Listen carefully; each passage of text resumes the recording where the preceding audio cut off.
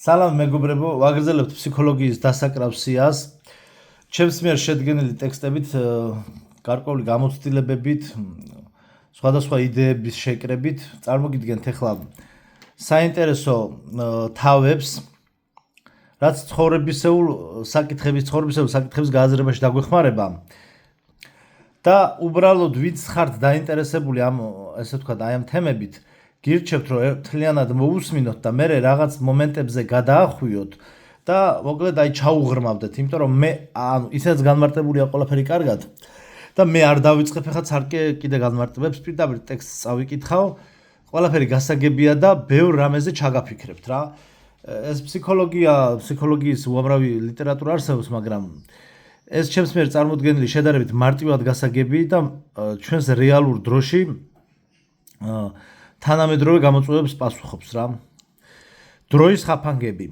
ამ სამყაროს ერთ-ერთი მთავარი ტყუილი იმაში მდგომარეობს, რომ ყველა ადამიანს ხაზოვანი დროის ხაფანგში ამყოფებენ.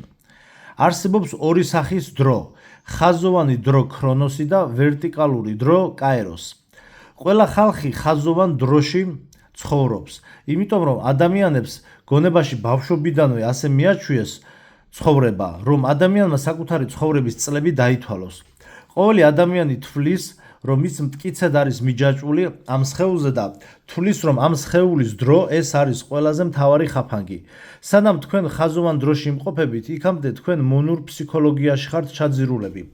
მაგრამ არსებობს მედიტაციური მდგომარეობა, რომელსაც აქ და ახლა ეწოდება და ზუსტად ამ შემოქმედებითი თვალსაზრისით ადამიანი ვერტიკალური განზომილების კაეროსის წერტილში ხვდება.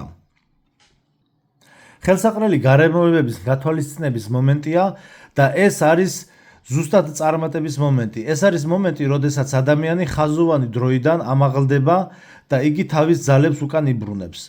ადამიანი როცა იბადება და იზრდება, აქ მატერიალურ სამყაროში მას როგორც სულს ხაზოვანი დროის ხაფანგში აბავენ და ადამიანს განსაკუთრებით კი სკოლის საგანმანათლებლო სისტემის დახმარებით მონურ ფსიქოლოგიას უყალიბებენ. ამიტომაც თუ კი თქვენ გინდათ რომ ხაზოვანი დროის მახიდან ამოხდეთ, მაშინ თქვენ დაგეხმარებათ ის მეთოდები, რომლებსაც მე ფსიქოლოგიისა და მატრიცის კონტენტის თემატურ ვიდეოებში გაცნობთ. დაუბრუნდით იმ თავდაპირველ მდგომარეობას, როცა თქვენს თავს მუდმივ სულად აცნობიერებთ და გესმით, რომ დრო არ არსებობს. დრო ამ სივრცის ხრიკი და ფსიქიკის ფენომენია. სინამდვილეში ბუნებაში დროს არაფერი არ აცნობიერებს. ადამიანი თამაშობს დროს ისე როგორც რაღაც გონებრივ თამაშს. თქვენ საკუთარი ცხოვრების წლების თვლას აგრძელებთ და აცხადებთ, რომ აი მე უკვე 70 წლისა ვარ. ან 30 წელი შემისრულდა და ასე შემდეგ. მაგრამ ამ ყველაფერს არანაირი მნიშვნელობა არ აქვს და სანამ თქვენს თავს ხაზოვანი დროის ელემენტად მიიჩნევთ, იქამდე თქვენ შეზღუდული ცნობიერების მდგომარეობაში დარჩებით. გამოდით ხაზოვანი დროის მდგომარეობიდან და გააცნობიერეთ, რომ თქვენ მარადისობის ნაწილი ხართ. თავისუფლების პრივილეგია. ცხოვრებაში ძალიან ხშირად ის, რაც წარუმატებლობად მიგაჩნიათ, სინამდვილეში თქვენს ყველაზე დიდ მიღწევასა და წარმატებას წარმოადგენს. როგორც ცნობილ იგავშია დაგრეხილი ხის შესახებ, რომელიც არაფერში არ ვარგა გამოსაყენებლად და ამიტომაც მას ეძლევა უფლება რომ იცოცხლოს.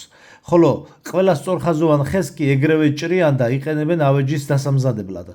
ეს ხეები საკუთარი თავებისთვის არ ცხოვრობენ, ისინი უცხო თამაში იღებენ მონაწილეობას. ამიტომაც თუ კი შენ საკმაოდ სოციალურად სწორხაზოვანი ხარ, მაშინ ეგრევე გარკვეულ სისტემაში ჩაგაშენებენ და შენ მოგიწევს სხვა ადამიანებზე იმუშაო. ხოლო თუ კი შენ არ გიყენებენ და ამას ხშირ შემთხვევაში შენს წარუმატებლობას ისე მიაწერენ ხოლმე თითქოს და შენ არავის არ ჭირდები, სინამდვილეში კი შენ გაძლევენ დიდებულ თავისუფლებას. შენ გეუბნებიან იცოცხლე შენი თავისთვის. შენ თავისუფალი ხარ.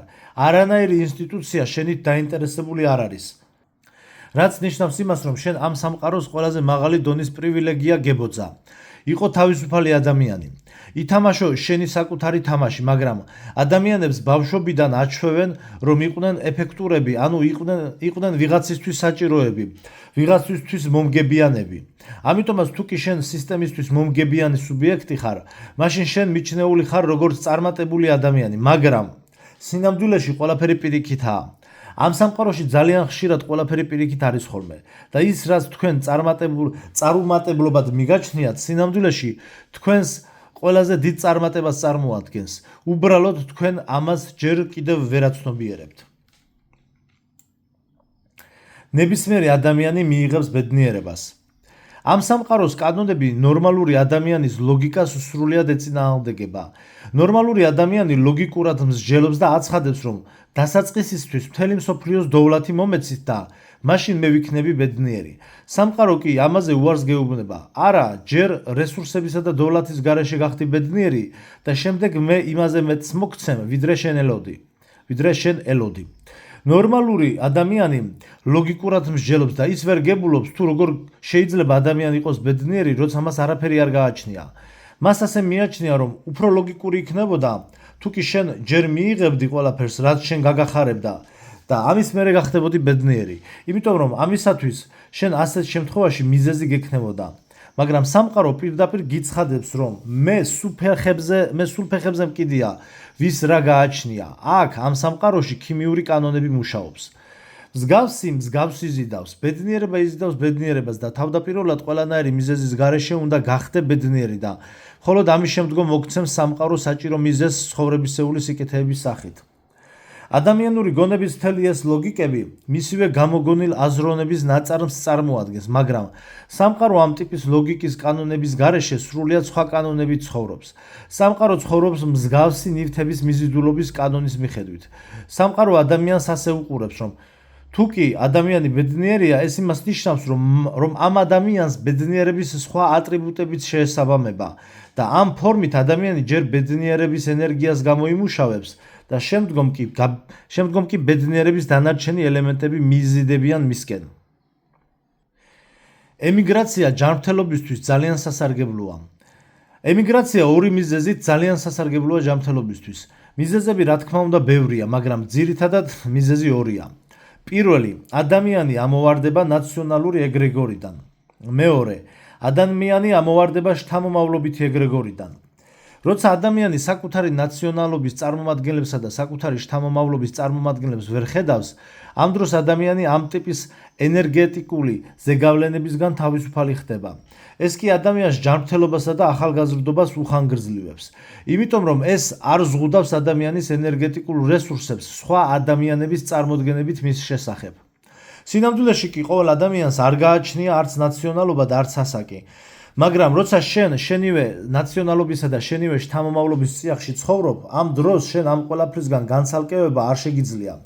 იმიტომ რომ შენ სამშობლოში მუდმივად ამ ილუზორულ ენერგეტიკულ ველში იმყოფები და ზუსტად ემიგრაცია ათავისუფლებს ადამიანს, რომ ამ ილუზიებისგან გათავისუფლდეს. ამიტომაც არის, რომ ემიგრაციაში ადამიანები კარგად შენახულები არიან და მუდამ ახალგაზრდულად გამოიყურებიან და იქ ოჯახებიც უფრო მყარი ხდება და ნარჩუნდება მათი ოჯახური სიმტკიცე. ოჯახი ამ დროს ზედმეტი გარეჩარევებისა და გავლენებისგან თავისუფლდება. ემიგრაციაში ადამიანს ის შინაგანი ილუზორული მაგნიტები აღარ გააჩნია, რომლებსაც იგი საკუთარ ნაციონალურ სოციუმში ფლობს და ამიტომაც ოჯახი ყველაზე მთავარი მაგნიტი ხდება და ამისგან ოჯახი უფრო მდგრადობას იძენს. ამის გარდა კიდევ ბევრი პლუსი აქვს ემიგრაციას. ოცნებები ყურადღების ფორმულით და ყოველგვარი ძალისხმევის გარეშე ახდება. ყველას 1000-ჯერ მაინც მოусმენია, რომ მოძრაობა არის სიცოცხლე, მაგრამ ყველა ამაში სხეულებრივ ფიზიკურ მოძრაობას მოიაზრებს. მე კი თქვენს ყურადღებას მივაპყრობ იმაზე, რომ აზრების მოძრაობა არის ყველაფერი, ხოლო კიდევ უფრო რომ დავაზუსტოთ, ეს იქნება ყურადღების მოძრაობა. ყურადღების კონცენტრაცია ეს ცხოვრების ყველაზე მთავარი წყარო გახლავთ. არსობრივად ყველა რელიგია, იოგის ყველა სისტემა, წარმატების მიღწევის ყველა ფსიქოლოგია, ყველა ფილოსოფია, აბსოლუტურად ყველა სახის სიბრძნე და სწავლება ყველა ზუსტად ამას ეხება, რასაც მე ვამბობ. საჭიროა ყურადღებაზე მუშაობა. ყურადღება ჭეშმარიტი სიბრძნის თესლია. გაამახვილეთ ამაზე ყურადღება და თუ კი თქვენ გაიგებთ თუ როგორ მუშაობს ყურადღება, მაშინ თქვენ აბსოლუტურად ყველაფერს გაიგებთ. იმიტომ რომ თქვენ ყველაზე მთავარს მიხვდებით, რომ ნებისმიერი წარმატების მიღწევის საიდუმლო, ნებისმიერი ბედნიერება და ყველა საიდუმლო ყველაფერი აქ მდებარეობს. მე სამყაროს სიბრძნის ყველაზე მთავარ თესლზე გიყვებით და ამის გაგება ძალიან მარტივია. ამისათვის კი რაიმე წამყვანი ინტელექტუალური შესაძლებლობები არ არის საჭირო. მე ეს ფორმულა ამიხსნია ადამიანებისთვის, რომლებიც ყველანაირი ერუდიციიდან და ინტელექტუალური წინსვლისგან ძალიან შორს იყვნენ, მაგრამ ამ ადამიანებს მაინც ესმოდათ თუ მე რას ვეუბნებოდი მათ და ძირფესვიანად იცვლებოდა მათი ცხოვრება. ამით კი მათ თავიანთ თავებში ახალი სამყარო გახსნეს და ცხოვრების ნათელი ზოლი ჩნდებოდა. ყველაფერი კი, რაზეც ადამიანები ოცნებობდნენ, ყველაზე მარტივი და უბრალო შესაძლებლობებით იწყებოდა ახდენა. ზედმეტი ძალისხმევის გაწევის გარეშე. ზუსტად ამაშია საქმე, რომ მე რასაც ვიძახი, არანაირ დამატებით ენერგიას არ მოითხოვს. სამყარო ისეა მოწყობილი, რომ აქ ყველაფერი მარტივად მიიღწევა და თუ კი თქვენ გესმით ფორმულა, მაშინ გეცოდინებათ, რომ არანაირი ძალისხმევის გაღება არაა საჭირო, იმიტომ რომ მთელი სამყარო პირადად ჩვენთვისაა შექმნილი. იმისათვის, რომ ჩვენ მაქსიმალურად საინტერესო სიუჟეტით რეალიზებულიყავით ამ სამყაროში. ცოტასით ხო, ბევრს მიიღებ. თუ კი გინდა რომ ცხოვრების უმაღლეს ხარისხს ფლობდე, უნდა დააყენო მნიშვნელოვანი პრინციპი. ამ ცხოვრებისგან ბევრი არ მოითხოვო. საქმე იმაშია, რომ ამ მატერიალური სამყაროს თავად ბუნება ძალიან შეზღუდულია. ამ საქმეში დიდად ვერ გადარჩები. აქ შენი დრო და შენი გრძნობითი რესურსები შეზღუდულია. აქ ყველაფერი შეზღუდულია. მე ხალხს ვასწავლი, რომ ძალიან დიდი მიზნები დასახონ, მაგრამ ამასთანავე ნდომა არ უნდოდეთ. მოქმედებდნენ ისე თითქოს და უმოქმედოდ არიან. იმიტომ რომ ეს მთავარი ოქროს პრინციპია, რომ თუ კი შენ ცხოვრებისგან ბევრს არ ითხოვ, მაშინ ცხოვრება იმაზე მეც მოგცემს, ვიდრე შენ გინდა. მაგრამ თუ კი შენ მუდმივად ბევრს ითხოვ, მაშინ სამყარო არაფერს არ მოგცემს. ეს ამოტრიალებული მაგნიტის პრინციპი აქ ნებისმიერ საქმესა და ნებისმიერ ურთიერთობაში მუშაობს. არ მოითხოვო ბევრი და შენ ძალიან ბევრს მიიღებ. თუ კი ადრე აბსოლუტურად ყველაფრის ცოდნა იყო ტრენდში, სურვილი რომ სიახლეები გწოდნოდა თუ სად რა მოხდა, ახლა საპირისპირო ტრენდია დამკვიდრებული. ადამიანები შეგნებულად ცდილობენ თავი აარიდონ ახალი ამბების ყურებას. სპეციალურად არ იცოდნენ სად რა ხდება, რაზე საუბრობენ პრეზიდენტები და რა ხდება სხვა ქვეყნებში. ანუ ადამიანები მიზანმიმართულად და გააზრებულად კონცენტრირებულები არიან და მთელ ყურადღებას მხოლოდ საკუთარ ცხოვრებას მიაპყრობენ. იმაზე თუ რა ხდება პირადად მათ რეალობაში. მე ამას სიბრძნის გამარჯვებას დავარქმევდი. ყველგან და ყველაფერში უმართლებთ მათ, ვისაც მისტიკური გამოცდილება გააჩნიათ. მათ, ვინც ერთი წუთით ინტუიტიურად გააცნობიერა თუ რომელ განზომილებაში ვიმყოფებით ჩვენ. სუფთა ცნობიერების განზომილება. უმცირესი მისტიკური მისტიკაც კი საკმარისია, რომ ადამიანი მაშინვე ბრძენი გახდეს. მყისიერად ქრება ყველანაირი ათეიზმი, ყველანაირი მატერიალური სისულელეები. ფულის თაყვანისცემა და ეგრევე ყველა ფილოსოფიური სწავლება გასაგები ხდება. რელიგიური წიგნები, ყველა ბრძენის ციტატა, ყველაფერი რაც განვლილ საუკუნეებში ადამიანებმა წარმოთქვეს, რომლებმაც ეს მისტიური გამოცდილება გაიარეს. ამ ყველაფრის ღრმა აზრი მომენტალურად გასაგები ხდება. იმიტომ რომ ეს თქვენს პირად გამოცდილებას ეხება. ყველა ფსიქოლოგი და კოუჩი გიმტკიცებთ, რომ თქვენ ცხოვრებაში რაღაცას უნდა მიაღწიოთ, რომ თითქოს და თქვენ რაღაცა არ ყოფნით. აბსოლუტურად მთელი მსოფლიო ტვინში გიტენით აზრს, რომ როგორიც თქვენ დღეს ახლა ხართ, თითქოს და ასეთ მდგომარეობაში თქვენ სრულყოფილები არ ახართ. ანუ პირდაპირ ან ირიბად ყველა ცდილობს თქვენში არასრულფასოვნების კომპლექსი ჩანერგოს. მხოლოდ მე ვნერგავ თქვენში სრულყოფილების კომპლექსს. მე თქვენ გაჩვენებთ, რომ ისეთები როგორებიც ახლა თქვენ ხართ, ეს უკვე მშვენიერი სრულყოფილი ადამიანია, ღმერთის მიერ ბედნიერებისთვის შექმნილი. თუ კი ამ მომენტისთვის უკვე ყველაფერი გაგაჩნიათ, იმის გაგების გარდა რომ თქვენ ყველაფერი გაქვთ. ამიტომაც, როდესაც ჩემს ვიდეო ლექციებს უსმენთ, თქვენ თანდათანობით სწორ ტალღაზე დგებით. თქვენთან ამ ცხოვრების აბსოლუტური ფასეულობების ბუნებრივი და ორიგინალური გაგება ბრუნდება. ამიტომაც არის რომ ვამტკიცებ, არაფრის მიღწევა საჭირო არაა. საჭიროა მხოლოდ გაგება. გაგება ეს არის ყველაზე მთავარი გასაღები, რომელიც თქვენ არ ყოფნით და მე ამ გასაღებს თქვენ გაძლევთ. ბედნიერი ადამიანები ბედნიერებას არ ასხივებენ. მე ხშირად მეკითხებიან ხოლმე თუ რატომ არ ვიღიმი მაშინ, როცა ბედნიერებაზე ამდენს ვსაუბრობ. ხალხი ყველაფერს ბანალურად იღებს. ყველაფერი რაც შენთვის ღიმილით ორთქლდება, ეს სარეკლამო იმიტომ რომ ღიმილი ნიღაბია, რომელსაც მაგალითად ჩიკოტილო გოგონებს აჩვენებდა, სანამ მათ მოიპარავდა ხოლმე. გოგონები მათ მიყვებოდნენ, რადგან ისინი ლოგიკურად აზროვნებდნენ, ისევე როგორც თქვენ. ბიძია იღიმის, ესე იგი ბიძია კეთილია. მაგრამ სინამდვილეში ბედნიერი ადამიანი ვალდებული არაა მუდამ იღიმოდეს და ის ამის საჭიროებას ვერ ხედავს. ზუსტად ისევე როგორც მაღალი ადამიანი მაღალ ქუსლებზე დგომას არ იწყებს. ყველაფერი რაც იმიტირდება, საკუთარ თავში სიყალბის ელემენტებს შეიცავს.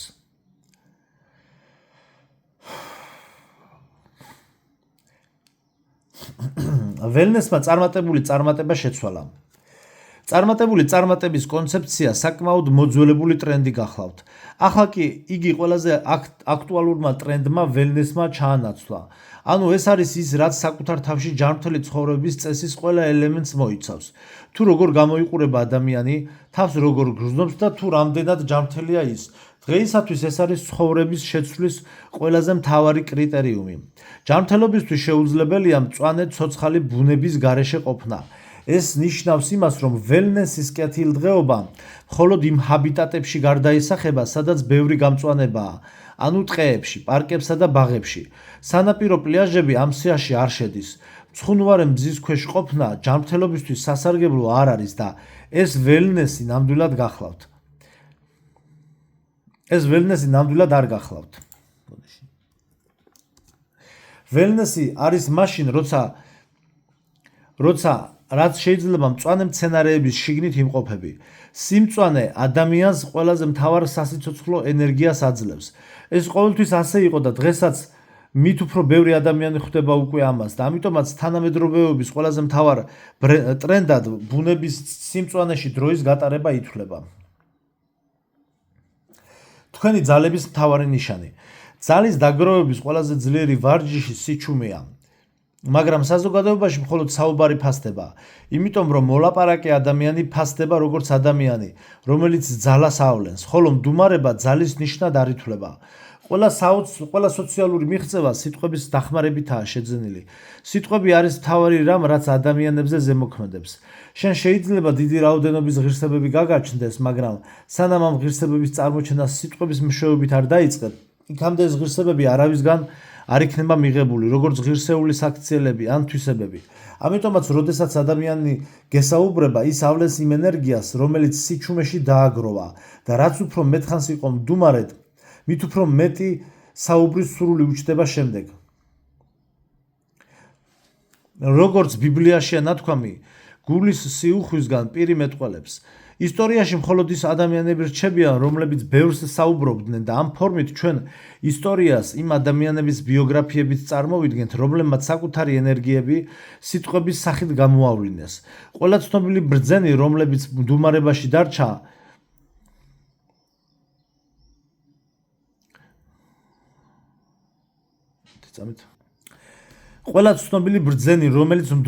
დარჩა, ჩვენთვის ისინი დღეს უცნობები არიან. და თან ისეთი უცნობები, რომ თითქოს და მათ ისტორიაში არც კი უარსებიათ.